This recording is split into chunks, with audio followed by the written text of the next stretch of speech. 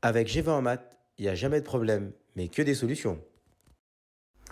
À travers cette vidéo, nous allons voir ensemble comment déterminer les affixes de vecteurs dans les nombres complexes. On va le traiter ensemble sur deux exemples. Premier exemple, on définit le point A d'affixe ZA égale moins 4 plus 2i et le point ZB d'affixe ici 7 plus 5i. Et donc, on souhaite déterminer ici l'affixe du vecteur AB. Donc, on a ici le rappel de l'affixe d'un vecteur. Donc, en fait, lorsqu'on veut déterminer le vecteur AB, on va l'écrire Z indice AB.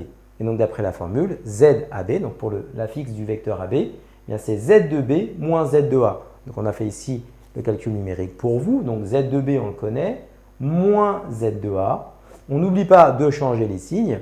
Et donc, on obtient 7 plus 5i plus 4 moins 2i. Et on réduit les parties réelles ensemble et les parties imaginaires entre elles. Et donc, ça nous donne ZAB égale à 11 plus 3i. Donc, ça, c'est l'affixe du vecteur AB. Donc, on va faire ici un petit schéma récapitulatif du dessin. Donc, on a bien le point A, le point B. Puis, on a modélisé pour vous le vecteur ici AB. On va le faire maintenant sur un deuxième exemple.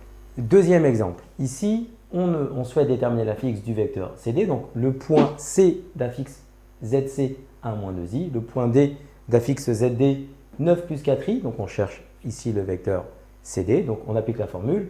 Z indice CD est égal à Z de D moins Z de C. Donc, on connaît l'affixe de ZD et l'affixe du point C. Donc, on remplace tout simplement.